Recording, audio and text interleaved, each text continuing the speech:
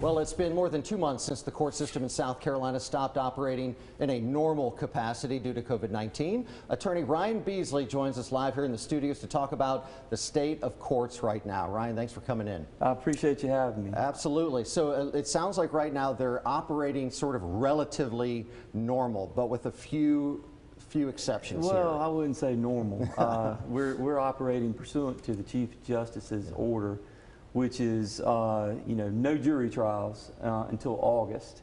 And in fact, what they're planning on doing in August is actually just picking one county in the state of South Carolina, and it's going to be sort of a test run to see what issues are going to arise because of the social distancing and how they spread out jurors and qualify jurors, and see how everything goes, and then make changes and decide, and assess everything, and then make a decision after that. So do you think that could happen, that test could happen in a courtroom setting, or could they do it in a much larger sort of? Nobody really knows yet. Yeah. I mean, everybody's trying to figure it out and do the best we can. We're able to do non-jury guilty pleas, and we can do things video conferencing where, if there's if I have a client who's in the jail and they agree to do a guilty plea and they verbally consent to that, we can do it video conferencing and I can be in the courtroom with the judge and the prosecutor and the court reporter and bailiffs. Yeah. But you can imagine the complications with a full jury trial week where you usually have to have over 100 jurors in a room to qualify them, and you're bringing in 100 defendants every day for each day, and our trials are not made for social distancing. I mean, you put 12 jurors in a box, they're a foot away from each other. So they've been trying it apparently in Montana.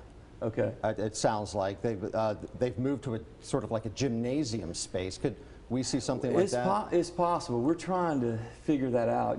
I see the future of all this is going to be interesting, because I don't know if they're going to have to redesign courtrooms, or we're just going to have to start doing everything via web, or qualifying jurors via web. So it sounds like, sort of to simplify it, anything with a jury, cross-examination of witnesses, that is not happening right now. But that's not to say that other sort of cases are not being heard right now. They're doing it via FaceTime and things like Zoom. Yes, Zoom, WebEx.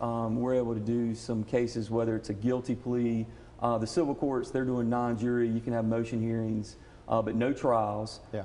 It's my understanding family courts go open up in a couple weeks. And family court, there's not a ton of people together, and you have a judge in the parties, and they can separate those, and that's doable.